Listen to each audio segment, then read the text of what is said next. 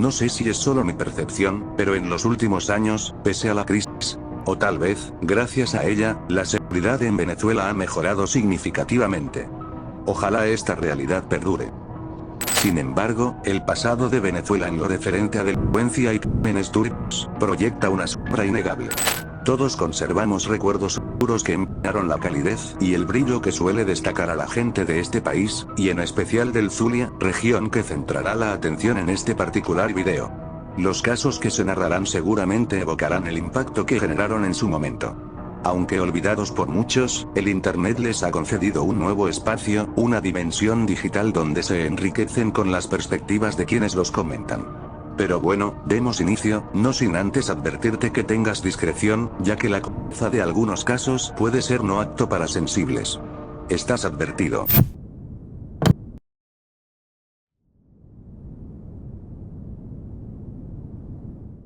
Era el año 2003, en el municipio Cabimas, del estado Zulia.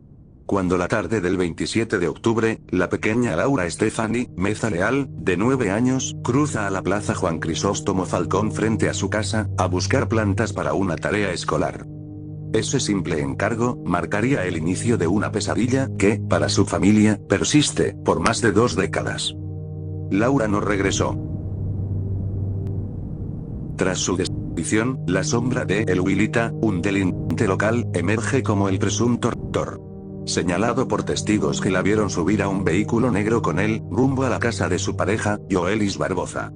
La familia Meza Leal recibe entonces cartas y llamadas anónimas exigiendo un rescate, inicialmente de 30 millones de bolívares, luego rebajado a 20.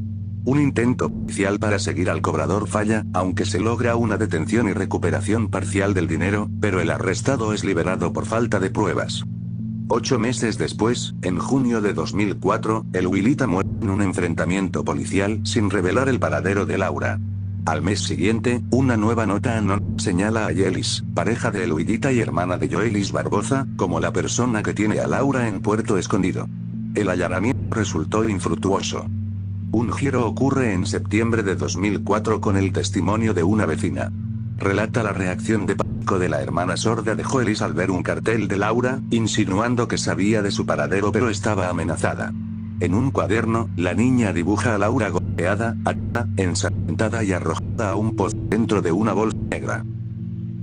Este testimonio lleva a la detención de Yoelis y su primo Luis Barbosa. A pesar de negar todo, son condenados a 7 años de prisión. Sin embargo, este no fue el final. La familia recibió una última carta exigiendo una recompensa de 100 millones de bolívares, acompañada de unas sandalias que la madre identificó como suyas, sembrando una inquietante duda.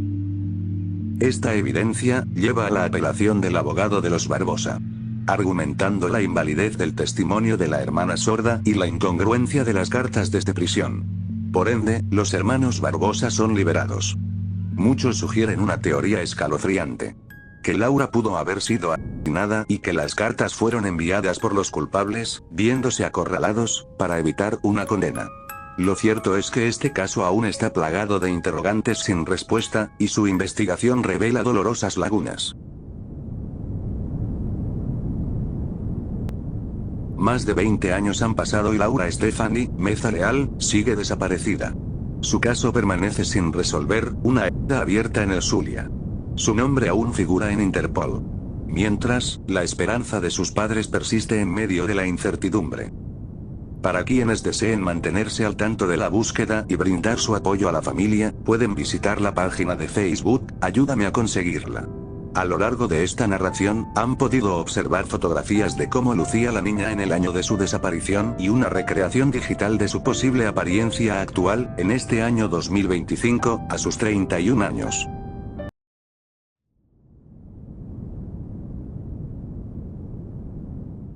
Este caso ya lo tocamos en otra ocasión, pero en el contexto de la temática de este video, cabe mencionarlo y abordar puntos interesantes que no se han destacado.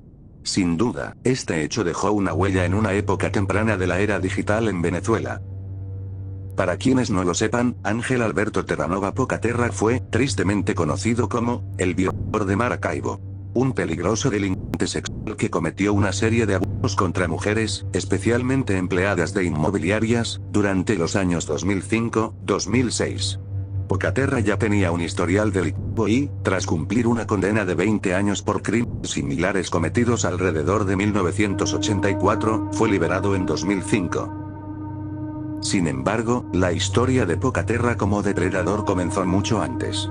En diciembre de 1978, cuando apenas era un adolescente, fue arrestado por la violación de una niña que sometió, amenazándola con una pistola de juguete, marcando el inicio de una larga y oscura trayectoria criminal. Tras un breve paso por prisión, regresaría a la actividad delictiva en los años 80, dejando una estela de terror aún mayor. En esta segunda etapa, Pocaterra perfeccionó un modus operandi que lo haría tristemente célebre: acechar mujeres a través de anuncios de inmobiliarias en la prensa local. Así contactó y brutalmente y asesinó a María del Carmen Fernández en 1983, y a Blanca Zulay Dávila en 1984. Estos crímenes no solo conmocionaron a la comunidad por su violencia, sino que también revelaron la frialdad y la metódica planificación de Pocaterra. Tras su salida de prisión en 2005, Pocaterra permaneció en libertad durante 13 meses sin que se conocieran nuevos crímenes.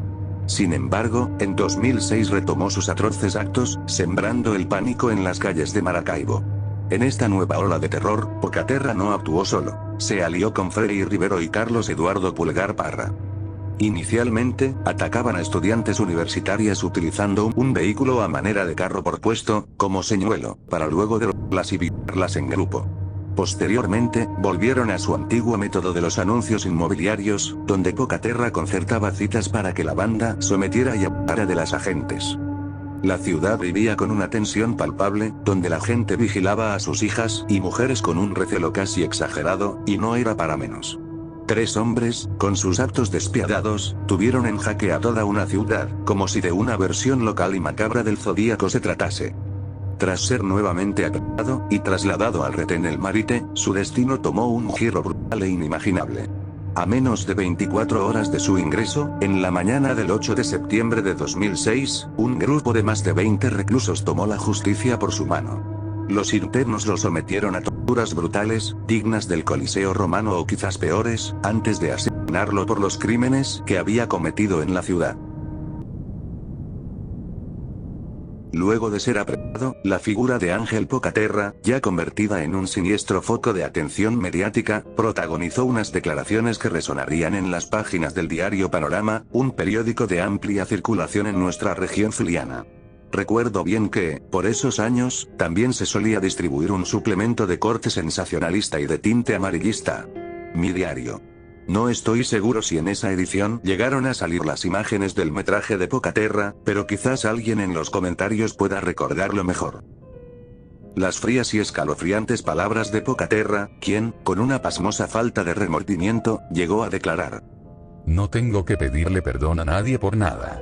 Como recuerdo a mi hijo, recuerdo el rostro de las mujeres muertas por las que pagué cárcel. Forman parte de mi vida". Con una resignación sombría, también admitió: "Sé que debo pagar, soy irrecuperable. Me niego a pedir una llamada porque no tengo a quién llamar. A mi familia la perdí con todo esto, y no conozco a nadie que me quiera defender". Estas frases heladoras pintaban a un hombre consciente de su maldad y de su destino. En esos años, la tecnología apenas empezaba a emerger con fuerza en el país. Quizás la moda eran los BlackBerry y los B3. Lo particularmente escalofriante de este hecho, es que las atrocidades cometidas contra Pocaterra quedaron grabadas en video y fotografiadas. Estas imágenes, de una naturaleza macabra sin precedentes para muchos, circularon rápidamente entre los dispositivos de la época a través de infrarrojo, Bluetooth, y los incipientes servicios de mensajería instantánea. Este evento se convirtió en uno de los primeros y más impactantes registros de cómo una colectividad regional expresaba su rabia y morbo a través de Internet. Ante un hecho tan brutal, en Venezuela, marcó a una generación con la crudeza de las imágenes y la visceralidad de los comentarios que las acompañaban. Particularmente me llama la atención, al revisar las reseñas de este caso, cómo los comentarios están repletos de singulares expresiones. Obviamente de personas de nuestra región. Muchos aseguraban conocer detalles del caso, la gran mayoría se mostraba satisfecha con el final que tuvo Pocaterra, mientras que otros señalaban lo crudo de su muerte, y recordaban que la justicia no debió tomarse por mano propia, incluso tratándose de un violador. En definitiva, este fue un caso en el que la mayoría de la colectividad mostró una naturaleza retorcida, comprensible ante lo inusual del suceso, ya que este tipo de crímenes y su desenlace no suelen alcanzar tales niveles en nuestra ciudad ni en el país.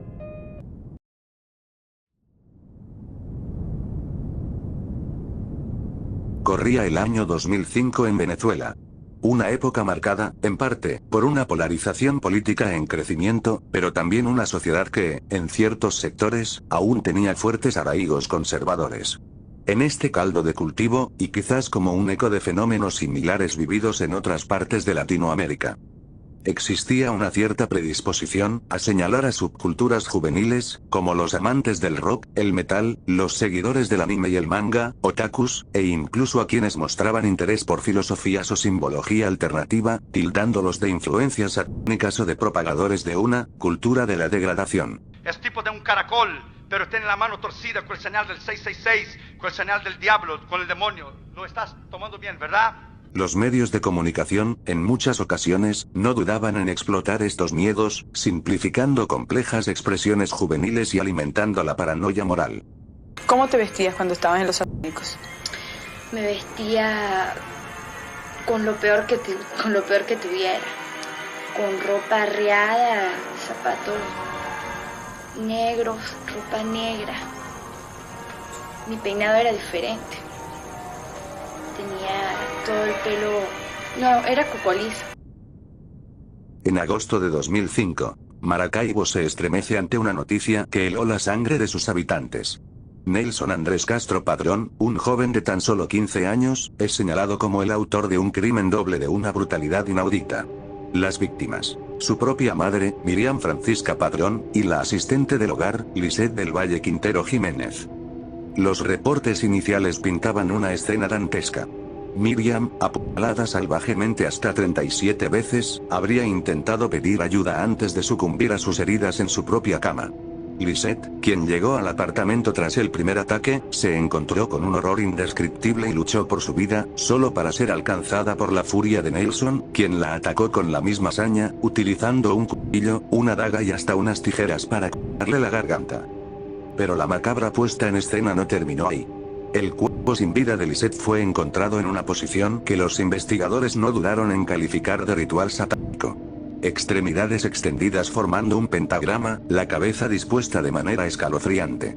Objetos encontrados en la escena y en el vehículo de la madre, como una paloma blanca sin ojos y textos con frases oscuras, alimentaron la teoría de una conexión satánica, aunque la veracidad de una secta organizada en torno a Nelson siempre fue objeto de debate.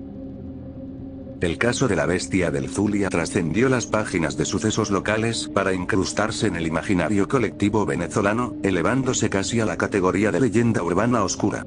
La juventud del perpetrador, la brutalidad de los crímenes, el supuesto simbolismo satánico y las contradictorias versiones sobre su vida y motivaciones crearon un aura de misterio y horror que perdura hasta hoy.